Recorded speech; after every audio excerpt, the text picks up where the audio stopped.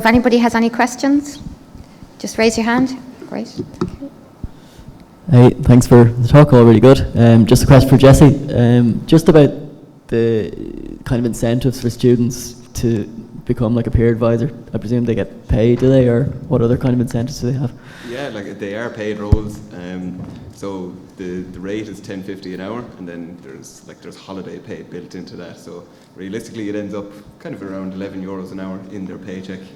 But I suppose the main benefit is it's such flexible work. Like students will come in. I try and schedule them for kind of like blocks of 3 or 4 hours at a time. Like some students might work 4 hours a week, others might work 16 to 18 hours a week, depending on their availability. And it's not such a clearly defined timetable. Like students could work from 10 to 12, go away for 2 hours of classes, and then come back in at 2 to 4. You know, so it's really flexible. I spend quite a bit of time doing the timetable each week to give students that level of flexibility, but it works for them. You know, like we never get, well, it's very rare we get students leaving the role midway through the semester, unless, like it's happened once in my time, and that's just because they were kind of unable to juggle their own timetable, so to speak. Like, but I suppose it is paid. They get flexible working hours, so it's really good. I would have loved it when I was in college. Great. Have we another question?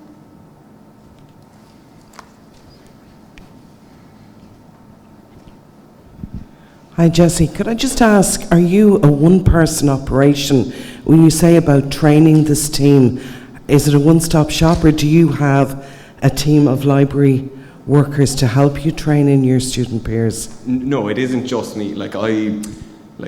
I get loads of support from my colleagues. Like, so Louise, who just handed you the microphone, she's assisted me with recruitment every year since I've done it. And my other colleague Justine, who was at the back of the room, she's since left.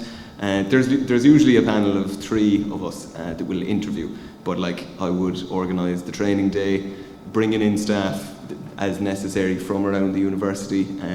We also have another librarian in our department who would assist me with some of the administrative duties, particularly around the recruitment, because there's loads of data entry and sifting through CVs and that. But when it comes to like the day-to-day operation, like I won't say it's all me, you know, like I get loads of support from my manager and other staff, but sometimes, yes.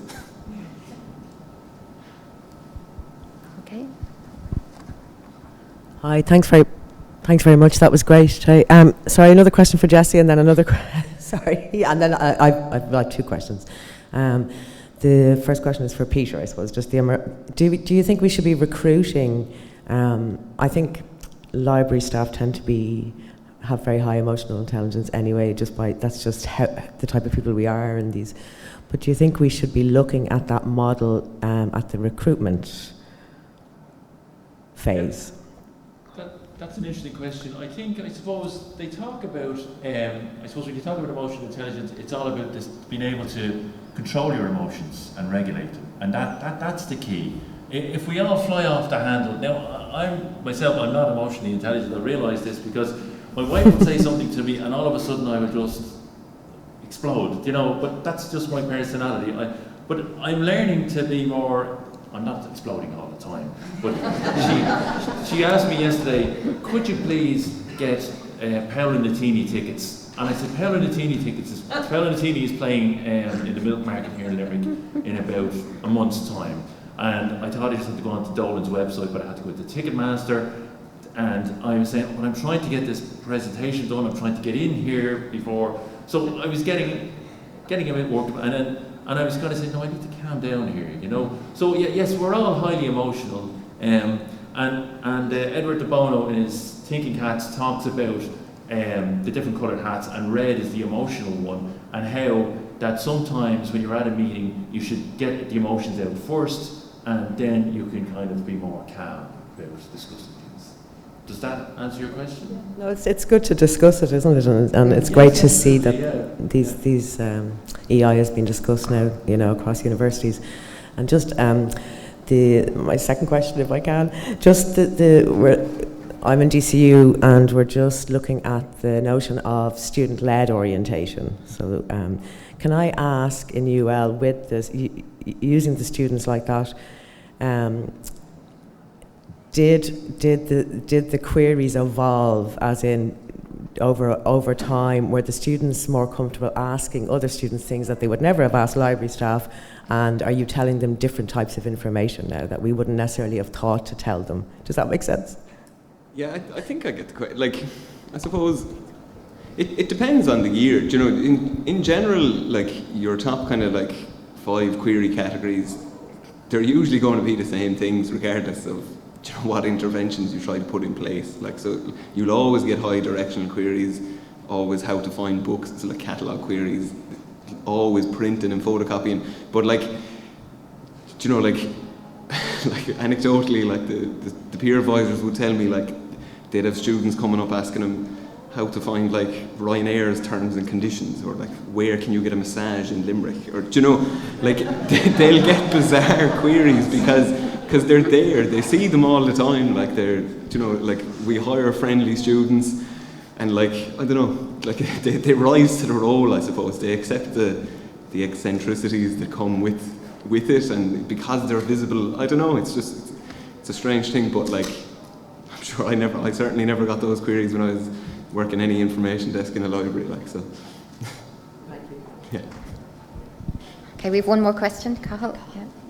Thank you, Conul Macaulay from Maynooth University. It's for Peter. Peter, just I suppose picking up a bit on one of Orla's questions, from your research for your article and so on, are there any kind of tips and tricks? In other words, okay, about recruitment, but can people become more emotionally intelligent, and kind of what are the 3 or 4 tips and tricks maybe to do that? Okay, I suppose that's a very good question, first of all, Conul. And I think really that it's about controlling your emotions. If you're aware of your own emotions and understand how the emotions of others impact on you on a team as well, and I think awareness is the key. Being aware about how you're feeling and how other people are feeling, and once you can recognise that, I suppose then, and then that you're both kind of remaining calm, that you can talk kind of, so I suppose really being calm and controlling your emotions. Does that answer your question, do you think? Or does that make it more confusing? Yeah. Okay, we've another one. Yeah. Hi Peter, how are you? Helena Feehan from UL. I'm just wondering, did you see any evidence to support using personality profiling in teams to help build on the emotional intelligence that would be used to the advantage of the team and to the manager? That's a good question, Elena. No, I haven't actually seen any profiling, but again, I wasn't looking at profiling or personality tests as part of this literature review. So it's probably there, and I suppose if you go into the annual reviews, it'll give you more detail about testing as well. So I haven't seen any. Okay, great. We have one more question. So, Michelle. Thanks, Michelle Breen from the University of Limerick. A quick one for Niall. So your experiences of the bite-sized and the virtual delivery of classes, how has that influenced how you deliver the in-person classes now at RCSI, if you've gone back to giving those again? Yeah, that's a good question. I suppose it's because there's an ease of drop-in for some of those sessions that it's a lot more instantaneous, the question, and I think whereas people might have been afraid to answer a question, they're much more comfortable putting a question in the chat or something like that. So I think there's a level of, like, I think it breaks down a barrier of authority or something like that. Like, that I get a good sense of whether something is landing a lot better through questions on the chat, and maybe become more conscious of pitfalls that I could anticipate in going back to face-to-face classes.